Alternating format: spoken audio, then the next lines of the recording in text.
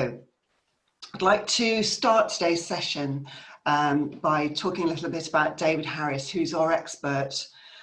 He's a leadership development consultant with over 25 years management experience in the not-for-profit sector, much of it in international development. He works with a range of people, chief executives, management teams, all about helping them to develop their leadership skills and to deliver strategic change in their organisations.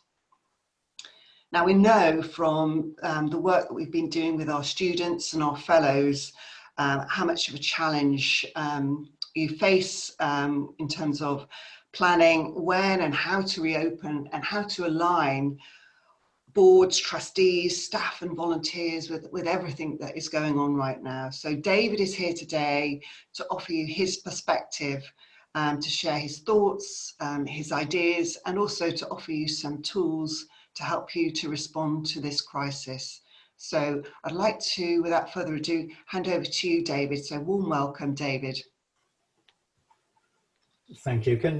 Everyone can hear me, I'm sure. I suppose I'd like to begin by thinking about the way people have spoken to me about what's happening in their organisation over the past couple of months, and it's been really interesting to hear people talk about either being frantically busy, rushing around trying to do lots and lots of new things in new ways, or telling me that everything's on ice at the moment, they're waiting to see what happens at the end of this, or saying this is kind of frantic, we're in meltdown, everything that we thought we were doing is melting away, we don't know if we'll even have any funds to survive at the end of this. And it's been interesting how people who've been in governance positions have either engaged with it all, or alternatively kind of sat back and thought, you know, well, we can't meet at the moment because we can't meet up.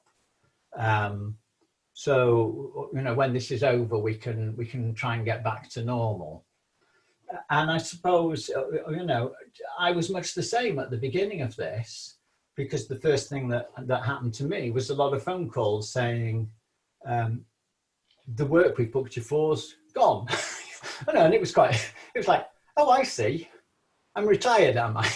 which was not, you know, which was kind of, oh, I didn't really expect that. And then to kind of sit back and think, hang on a minute, something else is going on here. Because whilst one thing vanished, other things started to appear, and it was just obvious that I had to do things differently. And I guess doing a webinar like this is just a bit of an example of that. I'm someone who loves to be in a room with, you know, with a lot of people, seeing them all reacting and smiling or shaking their heads or looking questioningly, and that everything I do in my work has in the past been about reacting to that and helping to kind of go with that and learn from it. So this is you know, I think a big jolting for everybody. So let's just go back to some basic things first to think about. I've talked about resetting the clock. I thought of loads of titles for this, and in the end, resetting the clock seemed a sensible one, because everything is going to be different. A lot of things may look the same on the surface, but we've all had a shock. You know, the world's had a shock. Organisations have had a shock, and we're going to come out of this thinking a little bit differently. And if we don't come out of it thinking a little bit differently, we may well not have organisations in a year's time, because we've actually failed to realise that stuff's changed. You know, it's a different world. Let's kind of look at what normally happens to organisations in terms of how they grow, how they develop.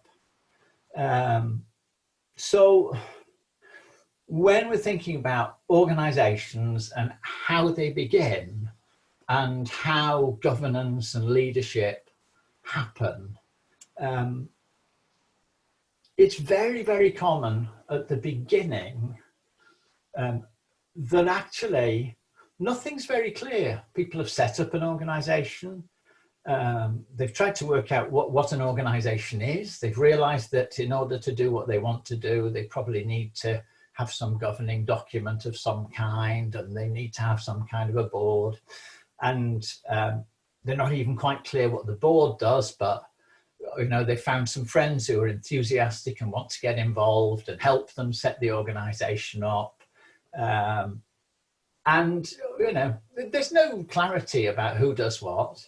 But usually there's not many customers either at that stage, and there's not an awful lot happening, and everyone can learn as they go along.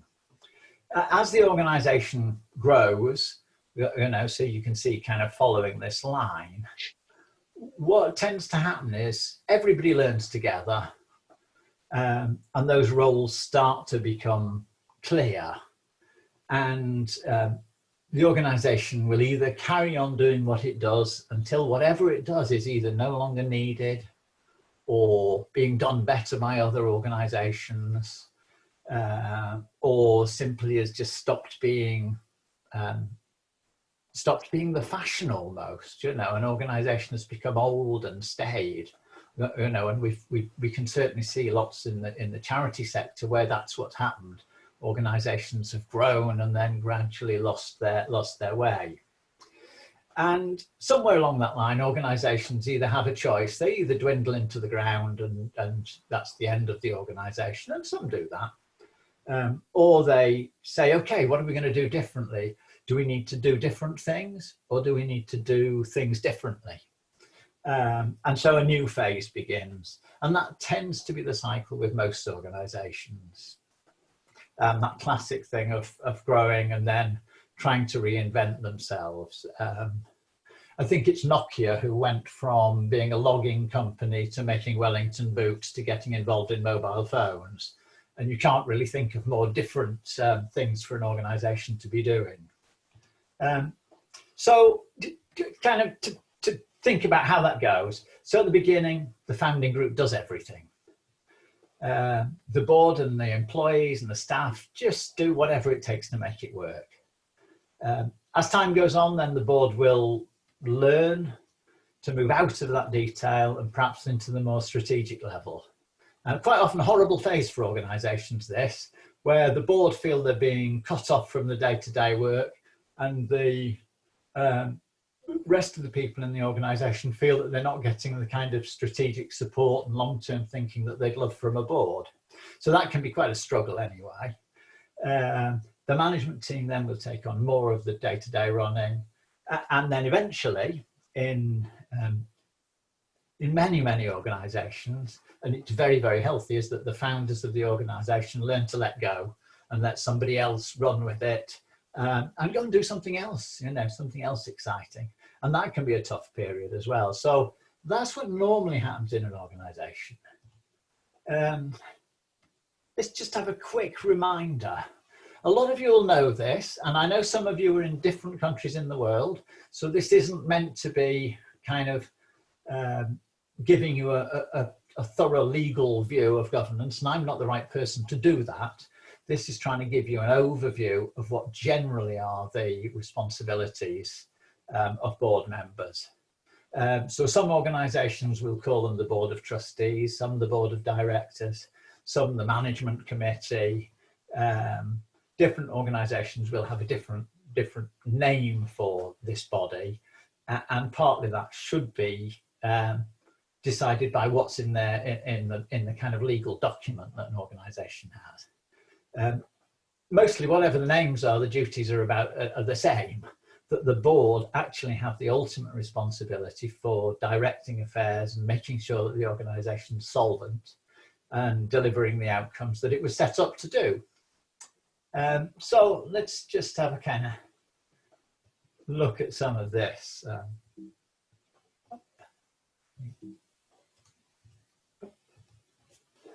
Okay, so Bottom line, really, make sure the organisation complies with the law. Make sure that it does any reporting that it has to do by law. For example, in this country, if it's a charity, it would report to the Charity Commission, and there are deadlines and dates and clear requirements to what's recorded and what's reported when. Different in different places and for different structures as well. Make sure the organisation doesn't breach any of its own rules. I mean, it seems obvious, but people have a governing document, and often they're tempted to, it might be a homelessness organisation, and suddenly it decides it's really important to get involved with food banks. And that might be the right thing to do, but it is important always to make sure that it's within your governing document, that you're not acting outside of that. Comply with any other regulations that there are, health regulations, safety regulations, etc. And act with integrity. So then there's the duty of prudence. So making sure the organisation stays solvent, making sure that the funds that it has are used reasonably, and that they're only used to help do what the charity is meant to be doing, or the organisation is meant to be doing, or the business is meant to be doing.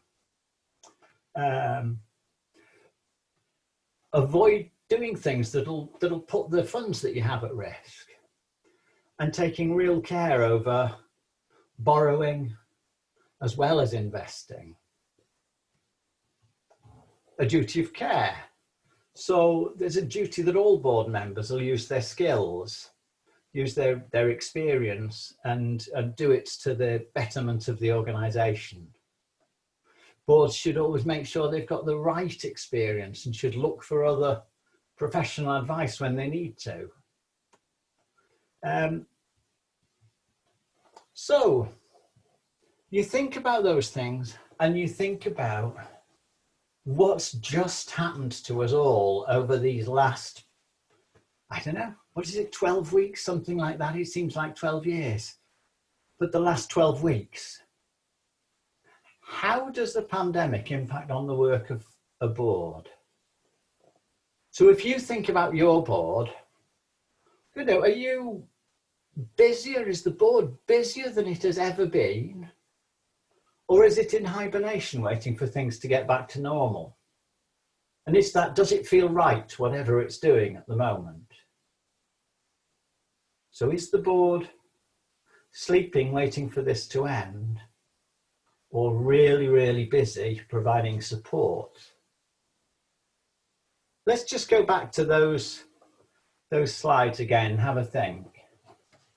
So make sure the organisation complies with the law. Is that easier or harder now? It's harder, isn't it? You think of the law now, you think of, rules on social distancing, rules on protection of employees, rules on, protection of your customer group. That's massively more complicated than it was. Preparing reports and so on, that's probably about the same, isn't it? It hasn't really gone away, but it hasn't changed. Make sure the organisation doesn't breach requirements or rules in the governing document and remains true to its charitable purpose. I bet for some organisations that's become quite tricky again, because suddenly there are a whole range of needs, and for lots of organisations they're thinking, wow, we better stop doing what we have always done and do something different. Do something to help. Why don't we just get in there and do something to help, do something useful, even if it's something. But you have to be careful. Are you using your organisation in a way that's out of line with the document that you drew up at the beginning? Comply with other legislation, where we've talked a bit about that. That is changing so fast at the moment. Act with integrity and avoid personal conflict. Again, it's a time when more of that can come up, really, because suddenly it can be more difficult to get things done, and actually, who's doing what for the organisation, and actually, are there conflicts of interest? Is anyone checking on that? Is anyone thinking about that? It's changed a bit. So make sure the organisation is and will remain solvent. Well, that, you know, it's a huge challenge now for some organisations. For other organisations, the income's pouring in a way that it never has before. I certainly know of one organisation that is now managing millions of pounds more than it thought it was, simply because funds have been funneled in its direction.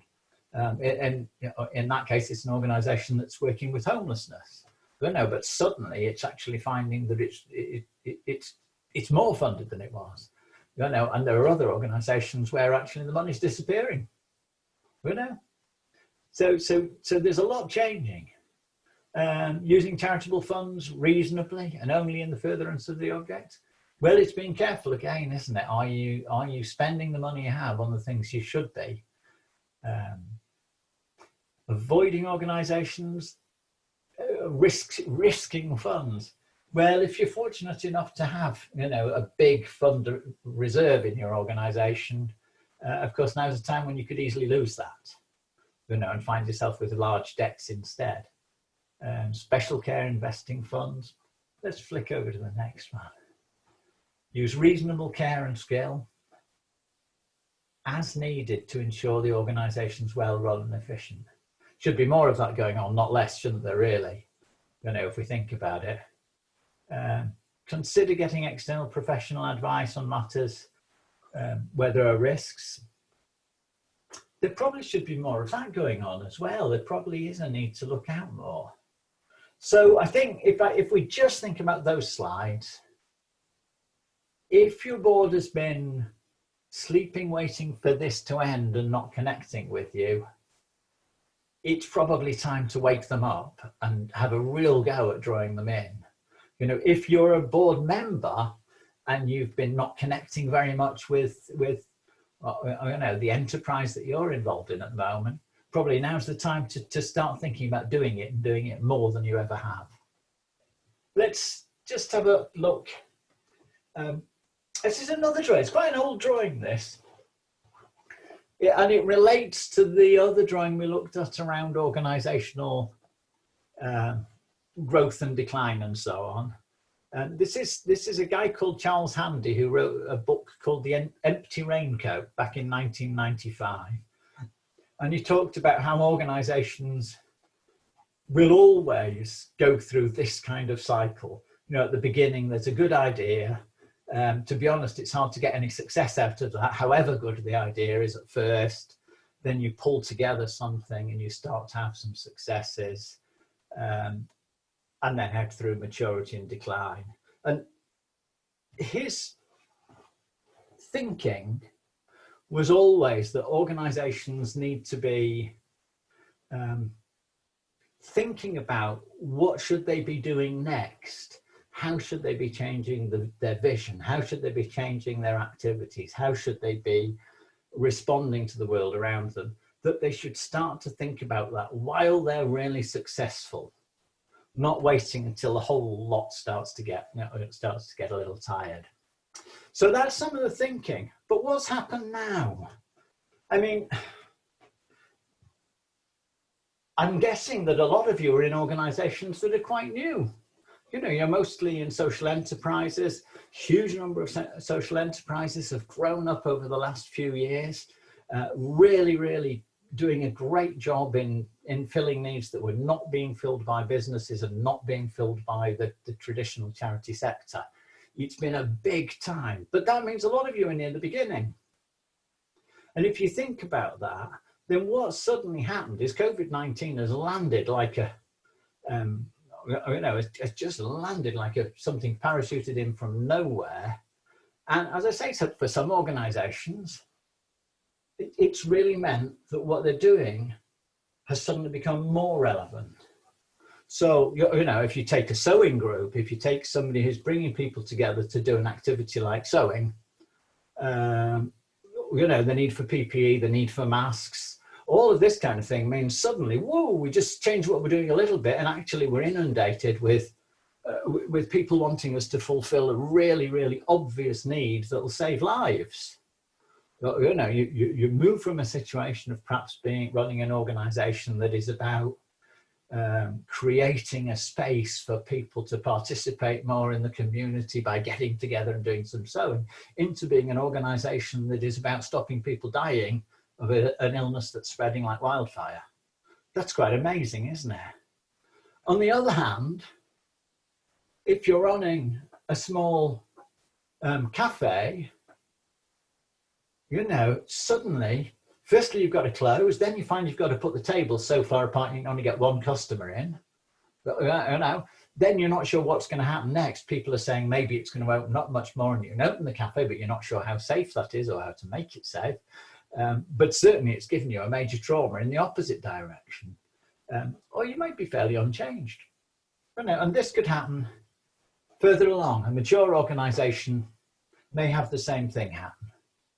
But if you think about it, a mature organization has done a lot of the growing, has got a bit of space, has probably built up the structures that mean it can survive longer if things go badly wrong.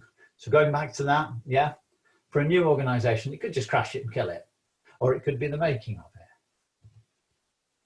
If you're a more mature organization, well, you know, you've probably got some reserves that'll help you there, but you also may be getting a bit steady, stuck in, stuck in your ways as an organization. So there is a need to, be able to have a proper rethink. You might be an organization already on the decline, and it could suddenly have jolted you so that you're doing something that's now more valuable than it was, or it might hasten the decline. The thing is, wherever you are, you really need to be thinking about this. I'm going to move you on a little bit. So I want to move on now to saying, okay, so that's the situation. What is it that you now need to, how do you approach doing things differently in a way that'll really help you? So normally for an organization, you're thinking about knowing what you're doing, that's having great systems, knowing who you're serving, your customers, knowing where to get what you need, so building a good relationship with suppliers, knowing what's going on out there, so understanding the context, knowing where you're going by having a shared vision that everyone in your enterprise understands, and knowing how you'll get there by having a good strategy. So that's kind of the normal space of things. I'm going to take you through a couple of drawings now. So this comes from the work of a guy called W. Edwards Deming. And he did a lot of work on saying, actually, organizations don't get better by telling people to work harder or by punishing them for being hopeless. They get better by understanding that an organization is a system that's made up of processes, inputs, outputs, suppliers, and clients. So thinking about an organization in a different way. And that what's important is how you learn all the time. So that's the very simple version of it. So you can see you have the suppliers here who produce inputs for your organization, and then you do something with them. So your inputs might be, flour, water, yeast, and the process might be bread making, and the output might be bread, and the clients might be people who eat, really like eating good bread. So, very simple, but what's important is how you learn from what the clients tell you about the bread and how you learn within your organization so that you're doing it better and better. I'm going to take you to a bigger diagram now. So if we look at this now, this is a bigger diagram, but it's basically the same thing. So you've got the simple diagram there, which is about the processes and the outputs and the clients. But you're now thinking of the world. So you've got the outside context, which is what you want to change. You want to make it a better world. You've got the impact on clients and partners. So trying to make sure that it's really good for them. You've got the impact on the community, which is your community enterprise, is your social enterprise making for a better community? And that those things together, the context, how your clients, how what you do affects your clients and how that affects community, those things together really are the impact of your organization. And when you look at the external context, all of the time, that should be driving your purpose and vision. So you're looking here and you're saying, for example, our observation of the external context is that people just don't eat good food, and that the world would be a healthier place if they ate really good food. We're going to, as our purpose, improve the nutrition and eating habits in our community. We're going to do that by whatever this strategy is. We're going to open a cafe over the next 5 years. We are going to have a range of really good foods. We're going to open a health food shop alongside it, etc. And then that drives your processes, and round you go again all the time. So the external context is changing what you think needs addressing in the world. From that, you're setting yourself a strategy, and then you are designing great processes to deliver. But what's happened now? The external context, it's just exploded.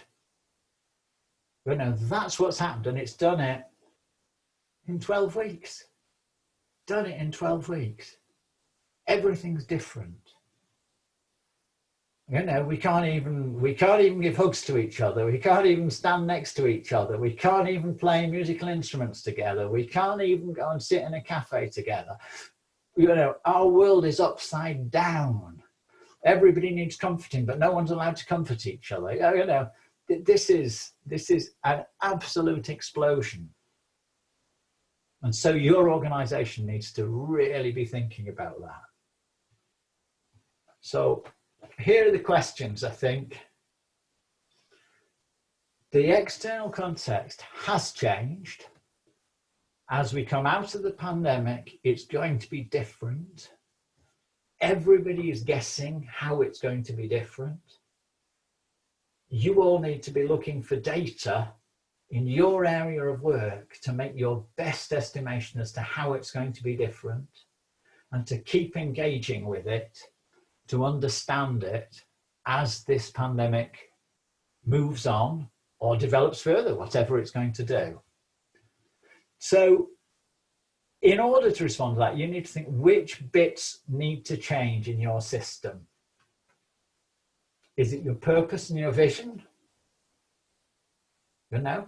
And this is a conversation with your board. This is the perfect thing to use them for.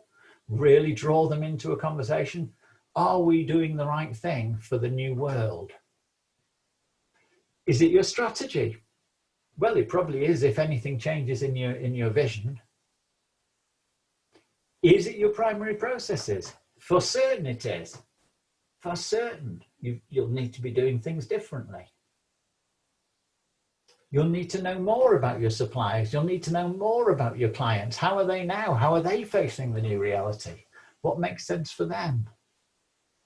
So as you look at this, you really need to think about which bits of the system need to change and who leads the change in each part of the system. Let's flick down. So I think we're kind of heading towards a kind of summary around this.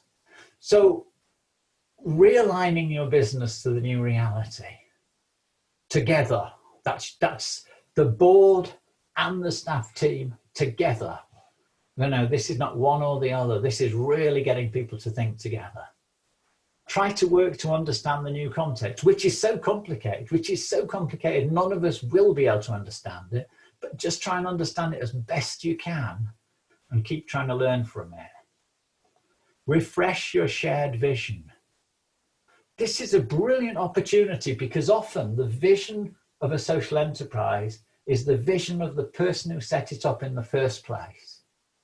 This is the chance to open that up a bit and actually make that vision into something that is owned by the board, owned by the staff, that has involved the clients, because at the start you had no clients, so you just had to guess. So really, really work on refreshing your vision. Check what's going on with your customers. What's happening to them now? Refocus your systems to the new reality. Check what's happening with your suppliers. Well, I mean, if we look at the whole bread making thing, it's really interesting. We could get, cafes and restaurants use a huge amount of flour, and they stopped using it, and people who made flour couldn't sell it. But at the same time, you couldn't buy it in the shops. No, you couldn't buy it in the shops because the whole supply chain was pointing in the wrong direction. It was pointing at people who no longer needed it. And then suddenly our co-op didn't just have little bags of flour. It had sacks of flour in the co-op, sacks of flour that you could buy. Wow, isn't that a change? And then re-examine your strategy that gets you towards your vision. So it's a big change. It's a big process. Think about your board. You really are going to need a strong board now. You're going to need strong leadership from whoever's at the heart of the enterprise, whether you call them a chief executive manager, an owner, or whatever you call them. You're going to need good governance from your board. So think about, have you got the right skills on that board? Is there the energy there? Have you got the diversity? Is there representation? So does your board contain people who live in the community that you're serving? Does it contain people who have a lived experience of the issue you're trying to address? So there's a lot to think about in terms of the board going forwards as well. And your board should be thinking about that. I think that just about eats my time. So I guess I hand it back now to kind of open up on questions. Thank you so much, David, for sharing your knowledge and expertise with everybody today. So we've got some questions coming through for you. And if I can start with the first one, which was a question for Sveta. And she's asking about what do you need to be careful about, particularly when you're starting up as a social enterprise, when you're looking to kind of borrow or seek investment? Okay. I'm not an expert in borrowing or looking at investments. It's not my field. I mean, I think the thing I would say is that it's a really, really risky time. We don't know where things are going. So the more you can rely on resources that, on working up from something small and building it up, that's where safety lies. And if you are going to take on loans in order to set something up, then be really smart about the market research and making sure that actually what you're proposing will work. Just make sure you get the best advice that you can. Thank you, David. I'm just going to flag, we do have a range of resources relating to kind of finance and accessing finance. So we'll share those with you as well. If I can just try and get a few more questions in, David. So I've got a question from Grant, and he's asking for you to give a bit more information about potential to address partnerships that might be needed. And he's talking about sort of scale of services needed. So I'm just trying to get my head around what that would be. So this is about who to engage with? Yeah, I think it's around who to potential consider partnering with, maybe just generally, I suppose, in terms of your governance. Yeah. So in terms of getting governance right, there are places to look. So there are things like the Good Governance Guide, and the organisation that puts that out gives a lot of support. So that would be a place to look for support around that. In terms of looking at, if you're looking at kind of a charitable framework, then things like the Charity Commission would be a place to look. But I'd also suggest looking at similar enterprises to the one you're proposing and really building those relationships and building those through, through things like this organisation. Would be a way to do that. Great, thank you, David. So I've got a question from Tracy. Interesting question, saying, what advice would you give if you've got directors, trustees, and even staff that aren't willing to change and adapt? Well, people often say that